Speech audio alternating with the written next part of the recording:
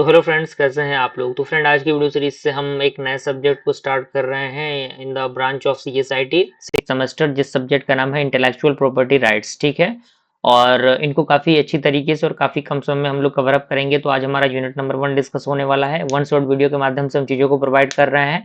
और अगर आपने डिफरेंट टाइप ऑफ सब्जेक्ट के प्लेलिस्ट को एक्सेस नहीं किया, जरूर एक्सेस करिएगा। प्लेलिस्ट का लिंक आपको नीचे मिल रहा होगा डिस्क्रिप्शन बॉक्स में, आप वहां से चेकआउट करके इनको देख सकते हैं। ठीक है, तो यूनिट नंबर 1 का पूरा सिलेबस यूनिट 1 से लेकर 5th तक का दिया हुआ है।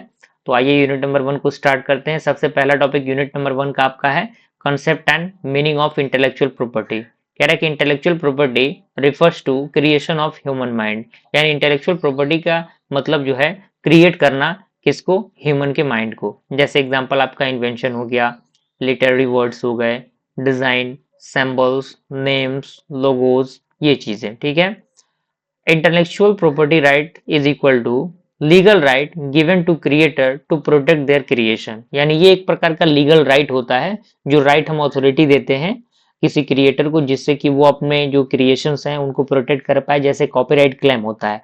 कॉपीराइट क्लेम जैसे आपका कोई कंटेंट कोई दूसरा कोई यूज कर रहा है तो आप उसको क्लेम कर सकते हैं, कॉपीराइट उस पर आ सकता है। तो ये चीजें होती हैं, है कि नहीं। तो आपके पास एक अथॉरिटी है कि आप दूसरे पे कॉपीराइट दे सकते हैं, है कि नहीं, क्योंकि वो आपके कंटेंट को यूज कर रहा है। तो ये चीजें यहाँ पे होती हैं। दूसरा हमारा आता है नेचर ऑफ इंटेलेक्चुअल प्रॉपर्टी। तो ये आपका इंटेंजिबल होता है, यानी नॉन फिजिकल। ये क्रिएट होता है through the intellect and creativity, and इसके पास एक इकोनॉमिक वैल्यू होती है, एंड ये आउंड होते हैं, सॉलिड होते हैं और लाइसेंस्ड हो सकते हैं। ठीक है, अगर हमारा आता है जस्टिफिकेशन ऑफ आईपीआर। यहाँ पे कह रहा है कि वाई आईपीआर इज इंपॉर्टेंट, यानी आखिर क्यों आईपीआर इंपॉर्टेंट है। तो ये इंकरेज करता है इनोवेशन को एंड क्रिएटिविटी को, ये प्रोवाइड करता है इकोनॉमिक के रिवॉर्ड को टू द क्रिएटर, एंड ये प्रिवेंट करता है अनऑथराइज्ड यूज को, एंड ये प्रमोट करता है फेयर कंपटीशन को, एंड ये मदद करता है टेक्नोलॉजी के ट्रांसफर के लिए। ठीक है, अगला हमारा आता है major forms of intellectual property. ठीक है, ओके, तो यहाँ पे आपके सामने वो चीजें दी गई हैं।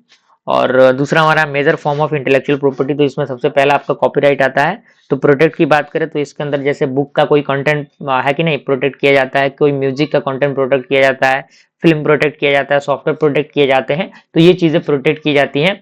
फीचर इसका ये है कि ये ऑटोमेटिक प्रोटेक्शन प्रोवाइड करता है। ठीक है, ठीक है, तो यहाँ पे वो चीजें दी गई हैं। और फीचर ये है कि ये ऑटोमेटिक प्रोटेक्शन होता है, यानी ऑटोमेटिकली ये चीजों को प्रोटेक्ट करता है। ड्यूरेशन यहाँ पे लाइफ टाइम ऑफ ऑथर, यानी ऑथर के पास लाइफ टाइम का ड्यूरेशन होता है, और लगभग इंडिया की बात करें तो 60 ईयर्स से ज्यादा होता है। ठीक है, एंड पेटेंट की बात करें तो ये प्रोटेक्ट करता है न्यू इन्वेंशंस को, कंडीशन जैसे कि नोवेलिटी हो गए, इन्वेंटिव स्टेप हो गया, या फिर कोई इंडस्ट्रियल एप्लीकेबिलिटी हो गई। ठीक है, ड्यूरेशन इसका 20 साल का होता है। ठीक है, अगला हमारा था ट्रेडमार्क। ट्रेडमार्क नाम आपने सुना होगा, बहुत पॉपुलर टर्म है ये।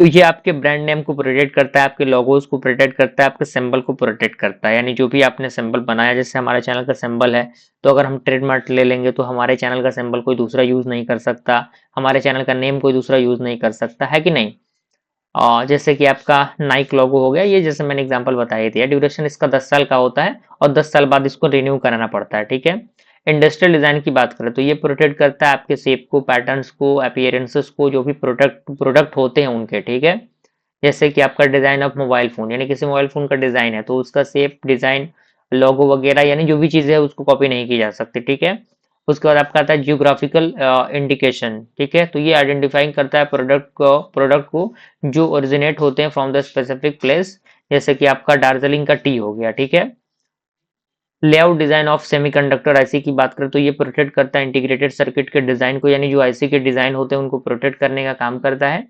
प्लांट वेराइटीज प्रोटेक्शन, तो ये प्रोटेक्ट करता है न्यू प्लांट के जो ब्रीड्स होते हैं उनको। ठीक है, अगला हमारा था मेजर इंटरनेशनल एग्रीमेंट्स, यानी कौन कौन से मेजर एग्रीमेंट्स है जो इंटरनेशनल लेवल पे हुए हैं। पहला आपका आता है बर्न कन्वेंशन। तो ये for the protection of liberty and the artistic words, यानी जो लिबर्टी एंड आर्टिस्टिक वर्ड है उनके प्रोटेक्शन के लिए यूज हुआ, और इसको स्टेब्लिश किया गया था इन द ईयर ऑफ 1886। ठीक है, पेयर्स कन्वेंशन की बात करें तो ये for the industrial property for the patent and the trademark, जो कि स्टेब्लिश किया गया था 1883 में। TRIPS एग्रीमेंट्स की बात करें तो ये ट्रेड रिलेटेड एस्पेक्ट है आईपीआर का, एंड ये सेट है मिनिमम स्टैंडर्ड का for the IP protection, and ये लिंक्ड होता है विद द ग्लोबल ट्रेड।